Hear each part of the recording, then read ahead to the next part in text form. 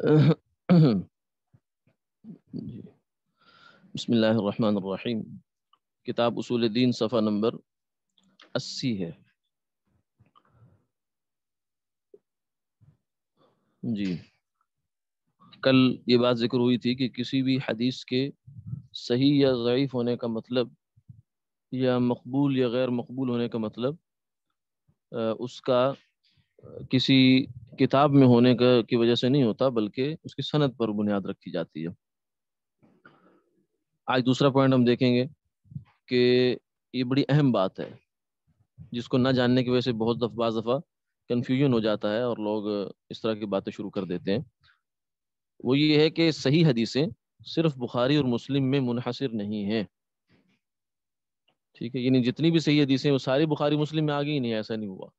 بخاری مسلم یوں سمجھیں کہ صحیح احادیث کی ایک سلیکشن ہے، کلیکشن نہیں ہے، پورا استیعاب نہیں ہوا اس کے اندر، بلکہ ایک انتخاب ہوا ہے۔ بلکہ حدیث کی اور بہت سی کتابوں میں بھی صحیح حدیثیں موجود ہیں، اور نہ ہی امام بخاری اور مسلم رحمۃ اللہ علیہ نے تمام صحیح حدیثیں بخاری اور مسلم میں جمع کر دی ہیں، بلکہ انہوں نے صحیح حدیثوں کا ایک انتخاب جمع کیا ہے، ٹھیک ہے؟ تو اس لیے آپ کہہ سکتے ہیں کہ بخاری مسلم میں صحیح حدیث کا استیعاب نہیں ہے، بلکہ انتخاب ہے، کلیکشن نہیں بلکہ سلیکشن ہے۔ چنانچہ دیکھیے امام نووی رحمۃ اللہ علیہ نے یہ بات لکھی ہے امام بخاری رحمہ اللہ سے، احفظ 100,000 حدیث صحیح و 200,000 حدیث غیر صحیح، کہ مجھے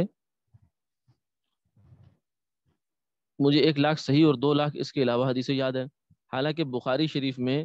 ٹوٹل جو حدیثیں ہیں وہ اگر آپ اس کو ریپیٹیشن کے ساتھ کاؤنٹ کریں، ریپیٹ بھی ہیں حدیثیں، تو وہ 9,000 سے کچھ اوپر بنتی ہیں، اور اگر ریپیٹیشن کے بغیر کریں آپ تو پھر 4,000 کچھ اوپر بنتی ہے، 5,000 سے کم ہے، 4 سے اوپر 5 سے نیچے۔ روی عن البخاری، اور خود امام بخاری رحمۃ اللہ علیہ نے سے یہ منقول ہے کہ میں نے اپنی کتاب جامع میں صرف صحیح حدیثیں درج کی ہیں، اور میں نے صحیح حدیثوں کا ایک بڑا ذخیرہ اس خوف سے درج نہیں کیا کہ کتاب بہت طویل ہو جائے گی۔ اگر میں ساری حدیثیں لے کے آتا تو کتاب بہت بڑی ہو جاتی۔ تو یہ بھی تو ایک کتاب کا چھوٹا رکھنا یہ بھی ایک مقصد ہوتا ہے، تاکہ لوگ زیادہ سے زیادہ اس سے استفادہ کر سکیں۔ اسی طریقے سے حافظ ابن حجر رحمۃ اللہ علیہ نے فتح الباری میں ایک بات لکھی ہے، یہ آپ کے متن میں نہیں ہے لیکن ویسے ہی اس کو ایڈیشن کر لی جائے، کہ اسماعیلی نے امام بخاری رحمۃ اللہ علیہ سے یہ بات نقل کی ہے، جو ان کے شاگرد ہیں، لم اخرج فی هذا الكتاب الا صحیحا وما ترکت من الصحیح اکثر، میں نے اس کتاب میں صرف صحیح حدیثیں نقل کی ہیں، اور جو صحیح حدیثیں میں نے چھوڑ دی ہیں وہ اس سے زیادہ ہیں، ٹھیک ہے؟ تو اس لحاظ سے دیکھا جائے، اور اسی طریقے سے امام مسلم رحمۃ اللہ علیہ کے بارے میں بھی یہ منقول ہے امام مسلم رحمۃ اللہ علیہ سے، کہ اس فعل پر کہ ایک کتاب میں صحیح حدیث کو جمع کیا جب عتاب کیا گیا، اور لوگوں نے کہا کہ اس سے تو اہل بدعت کو یہ طریقہ ہاتھ آ جائے گا کہ جب ان کے خلاف کسی حدیث سے استدلال کیا جائے گا تو کہیں گے کہ یہ کتاب یعنی صحیح میں نہیں ہے، لہذا صحیح نہیں ہے، کیونکہ بخاری مسلم میں نہیں ہے لہذا یہ بات صحیح نہیں، اور آج ایسا ہو رہا ہے، آج پریکٹیکلی ایسا ہو رہا ہے، جس اندیشے کا اظہار اس زمانے میں اہل علم نے کیا تھا کہ جب ہم بخاری مسلم نے کتابیں لکھی تو انہوں نے کہا بھائی یہ تو آپ ٹھیک ہے، ایک اچھے جذبے سے کام کیا آپ نے، لیکن اس کا ایک سائیڈ ایفیکٹ نکلے گا۔ وہ سائیڈ ایفیکٹ یہ ہوگا کہ کل کو بدعتی لوگ ہم جب کوئی حدیث ان کے خلاف پیش کریں گے تو وہ کہیں گے یہ تو بخاری مسلم میں نہیں ہے، بخاری مسلم میں لے کے آؤ، تب مانیں گے ہم۔ تو آج ایک دنیا ہے جو یہ اس طرح کی بات کرتی ہے، کہتے ہیں جی ہمیں بخاری مسلم سے دکھاؤ کیونکہ ہماری حدیث بخاری مسلم سے ہے۔ تو امام مسلم رحمۃ اللہ علیہ نے جواب دیا کہ میں نے اس کتاب میں حدیثیں نقل کی ہیں اور کہا ہے کہ یہ حدیثیں صحیح ہیں، اور یہ نہیں کہا کہ جو حدیث میری اس کتاب میں نقل نہیں کی وہ صحیح نہیں ہے، یہ میرا مطلب نہیں ہے۔ اس طرح امام مسلم رحمۃ اللہ نے اپنی صحیح میں ذکر کیا کہ ایسا نہیں کہ ہر وہ حدیث جو میرے نزدیک صحیح ہے میں نے اس کو کتاب میں درج کر دیا ہے، ایسا بھی نہیں ہے، بلکہ بہت سی صحیح حدیثیں میں نے چھوڑ دی ہیں، اس وجہ سے کہ میرے پیش نظر کوئی کلیکشن نہیں تھی کہ میں صحیح حدیثوں کو اکٹھا کروں سب کو۔ اچھا جی، چوتھی تنبیہ، ائمہ اربع یعنی امام ابو حنیفہ، امام مالک، امام شافعی، امام احمد بن حنبل رحمۃ اللہ علیہ بڑے فقیہ بھی تھے اور بہت بڑے محدثین میں سے ان چاروں کا شمار ہوتا ہے۔ ٹھیک ہے، یہ چاروں امام بخاری اور امام مسلم رحمہ اللہ سے بہت پہلے گزرے ہیں، ان کے اپنے حدیث کے وسیع ذخیرے تھے، اس لیے کسی کی بھی فقہ امام بخاری اور امام مسلم کی کتابوں کی محتاج نہیں ہے۔ یعنی اب ہم یوں کریں کہ ان کی جو فقہ ہے اس کو ایک طرف رکھیں اور ایک طرف بخاری مسلم کو پلڑے میں رکھ کے تولتے چلے جائیں، کمپیریزن شروع کر دیں، تو یہ کمپیریزن اصولی طور سے غلط ہے۔ ٹھیک ہے، ہاں، آگے ایک، یہ تو تقریباً یہ بات ہوگی، یہ 4-5 پوائنٹس ہیں، ان کو اگر ذہن میں رکھا جائے تو اس وقت بہت سی جو الجھنیں ہیں وہ سلجھ سکتی ہیں، جو حدیث اور فقہ کے حوالے سے لوگوں کے ذہنوں میں کچھ الجھنیں بن گئی ہیں کہ حدیث کچھ کہتی ہے اور علماء کچھ کہتے ہیں، تو وہ یہ جو ذہنوں میں ایک الجھنیں بنا دی گئی ہیں یا بن گئی ہیں، اس کی وجہ یہ ہے کہ ان چیزوں کو ہم مس کر رہے ہوتے ہیں۔ اچھا، جب آگے ایک سوال ہے، وہ یہ ہے کہ پیچھے ہم نے ابھی دیکھا امام بخاری رحمۃ اللہ علیہ کا یہ قول ہے کہ مجھے 1,00,000 حدیثیں صحیح یاد ہیں، جبکہ ان کی کتاب الجامع صحیح میں موجود تمام قسم کی حدیثوں اور مکرر حدیثوں کو، یعنی جو ریپیٹ ہوئی ہیں، ملا کر کل تعداد 9,082 ہے، اور رسول اللہ صلی اللہ علیہ وسلم سے منقول احادیث بھی صرف ہزاروں میں ہیں۔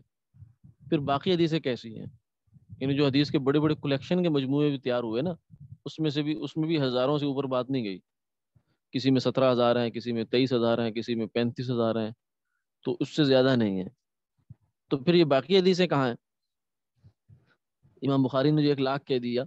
تو 1,00,000 سے مراد کیا ہے؟ اس کا جواب یہ ہے کہ اس بات کا تعلق محدثین کی اصطلاح یعنی ٹرمینالوجی سے ہے۔ ایک ہی بات کو جب 10 واسطوں سے سنا جائے، مثلا زید نے ایک بات 10 آدمیوں سے کہی اور ان 10 آدمیوں سے آپ نے سنی، تو محدثین کی اصطلاح میں آپ کے لیے یہ 10 باتیں ہوئیں، آپ نے 10 باتیں سنیں، کیونکہ وہ اس بات اور خبر میں نقل کرنے والے واسطہ کو بھی شامل کرتے ہیں، کیونکہ ان کا کام ہی یہ ہے کہ انہوں نے جو اس کا راستہ ہے، چین ہے، اس کو دیکھنا ہے، چینیں جتنی زیادہ ہو جائیں گی ان کے نزدیک حدیثیں اتنی زیادہ ہو جائیں گی۔ حدیث میں بھی وہ یہی ضابطہ جاری کرتے ہیں، لہذا ایک حدیث کو جب 10 واسطوں سے سنتے ہیں تو ان کو 10 حدیثیں شمار کرتے ہیں۔ علاوہ ازیں بہت سے محدثین صحابہ کے اقوال و افعال و احوال کو بھی اپنی اصطلاح میں حدیث کہتے ہیں۔ اس طرح ان کے نزدیک حدیث میں احادیث نبوی کے علاوہ صحابہ کے اقوال و احوال بھی شامل ہیں، اور ظاہر ہے کہ صحابہ کثیر تعداد میں تھے، لہذا ان کے اقوال و احوال بھی بڑی کثیر تعداد تھی۔ اس طرح سے احادیث کی تعداد لاکھوں تک جا پہنچتی، یعنی یہ اپنی اپنی اس کا فرق ہو جائے گا، آپ کا اپنا کرائٹیریا کیا ہے۔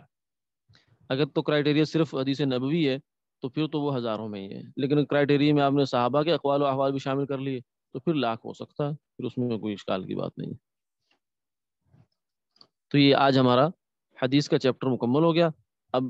آج کی نشست میں اگر کوئی سوال ہے اس چیپٹر سے متعلق، کیونکہ یہ ایک بڑا کریٹیکل وہ سبجیکٹ تھا،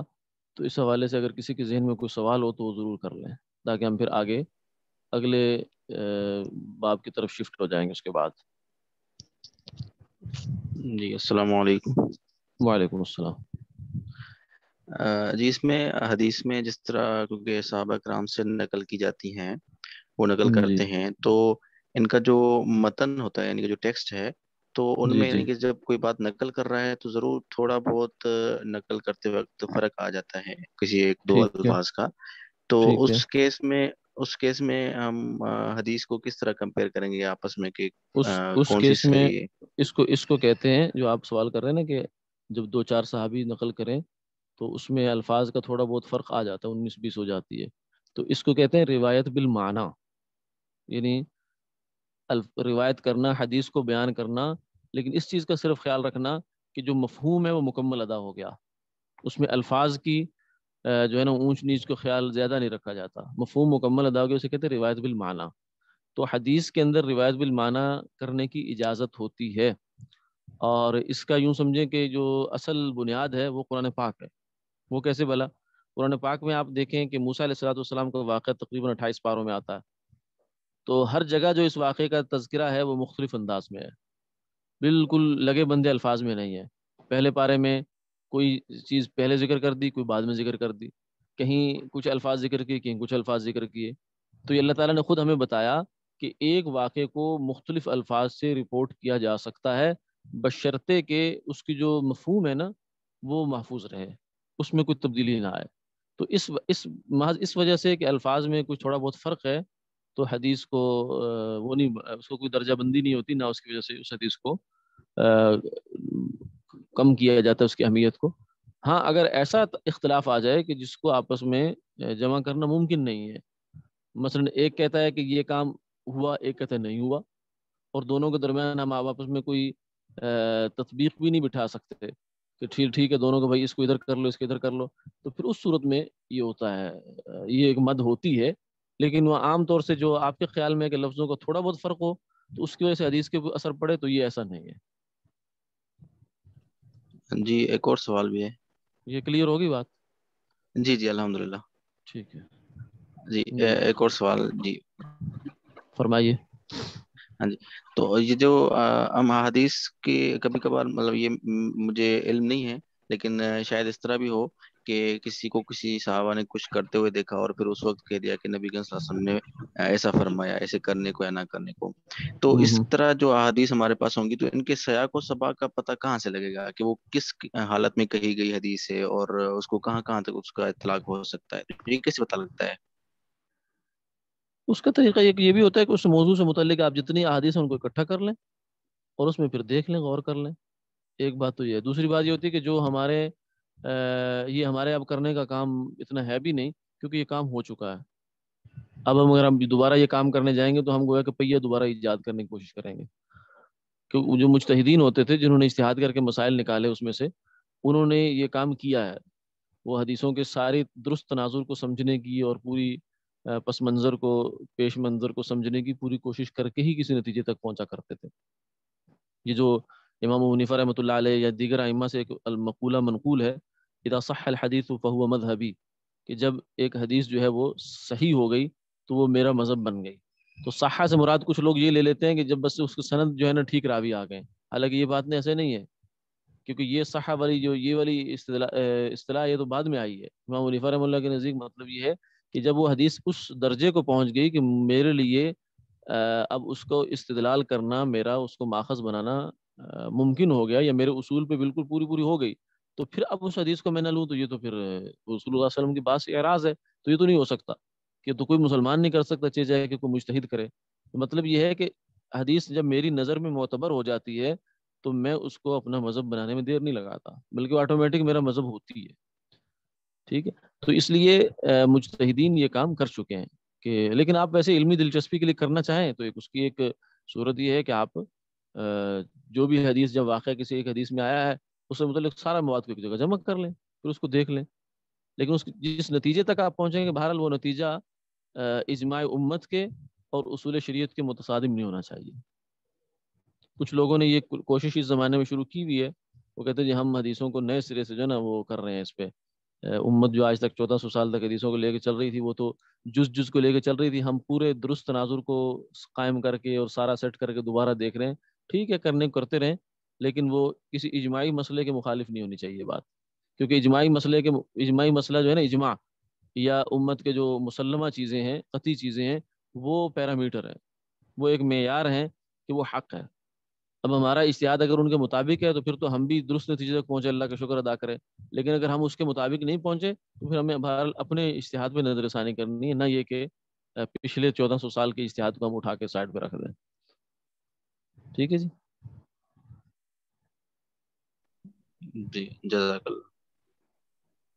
اور کوئی آن لائن سوال ہے تو فرما لیجیے۔ آج کی نشست میں ہم آگے اگلا چیپٹر نہیں پڑھیں گے، آج سوالات کی وہ کریں گے۔ دیکھیں کوئی سوال تو نہیں آ رہا۔